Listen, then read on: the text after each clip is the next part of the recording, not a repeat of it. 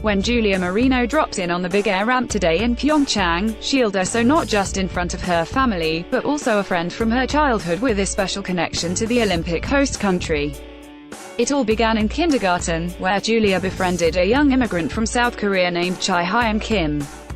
Chai was originally born in Seoul, but she and her parents had moved to Connecticut when she was just 5 years old.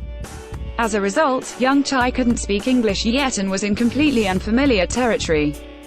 The language barrier didn't matter for the two children, who soon became the best of friends.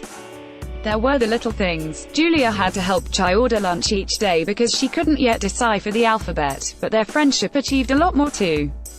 When we came to America, my parents were working so much, Chai said. So it was the Marino family that showed me and taught me what it was like to have an American childhood. The two girls did everything together, so much so that Chai was like another member of the family for several years.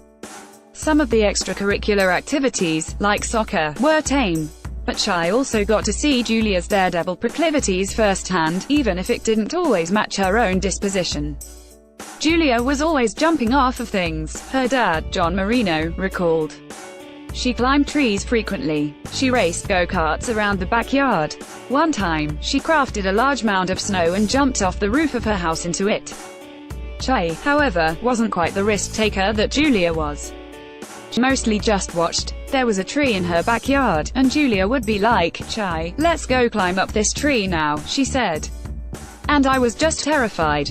I'd be standing at the bottom, and Julia would already be at the top. As an active kid, it's no surprise that Julia loved skiing and snowboarding. Skiing was actually her primary passion before she switched to snowboarding around age 13. Julia was a fast learner and the opportunity for a pro snowboarding career soon presented itself. Over time, she and Chai lost contact, though in the modern Facebook era, they were never fully disconnected. Eventually Julia ended up in Quebec, training with coach Max Henno. In February 2016, she showed up a Big Air World Cup event at Boston's Fenway Park as an alternate but was able to compete after another athlete got injured. She ended up winning. From there, Marino became one of the sport's rising stars. She won slopestyle gold at X Games last year and became a much-hyped prospect for the 2018 Olympic team. I knew she was a very successful snowboard athlete, because I remember hearing her name a lot in our local news, Chai said, but I wasn't aware of the fact she was going to the Olympics.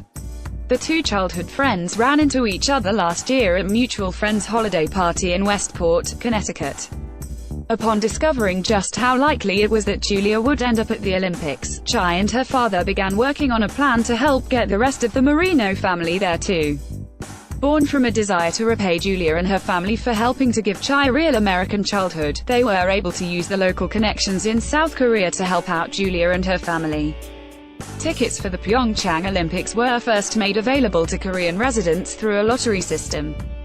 Chai's father was able to enter the lottery and secure tickets for both slopestyle and big air for the entire Marino clan. The next step was to find a place for the family to stay. The venues in Pyeongchang are fairly spread out and it can be difficult to find places to rent, but Chai's dad knew a friend with housing that fit their needs. So while Chai was in Seoul last summer, she and her father went out to Gangneung, checked out the place, a pair of 3-bedroom apartments, and negotiated a rental contract. The family had never rented out their place before but considered it an honor to have the family of an Olympian in their home. Because Julia is competing in 2 events in Pyeongchang, her family came to Pyeongchang in waves. There was a group that came in early for her first event, slopestyle, and a second group that arrived last week for her second event, big air. Unfortunately, the slopestyle final turned out to be a wind-marred affair where most riders struggled to land a run due to the challenging weather conditions. Several athletes criticized the decision to run the event instead of postponing it to a later date. Julia finished 11th out of 26 riders. Julia and her family in the crowd will be hoping for a better result in the Big Air final, which will take place today. With some of the most progressive tricks in the field, Julia is pegged as a medal contender in Big Air. She won a pair of X Games medals in this discipline in 2017, bronze in Aspen, silver in Norway, and finished 9th in the qualifying round in Pyeongchang.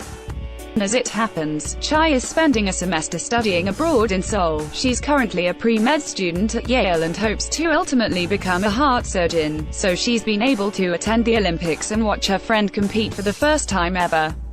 She's also been helping show the Marino family around while they're in South Korea. She hopes that Julia will stick around and explore Seoul with her once the Olympics are finished. Julia and her family were able to show me America, Chai said, but now I've been able to show them Korea. Copyright 2018 NBC Universal.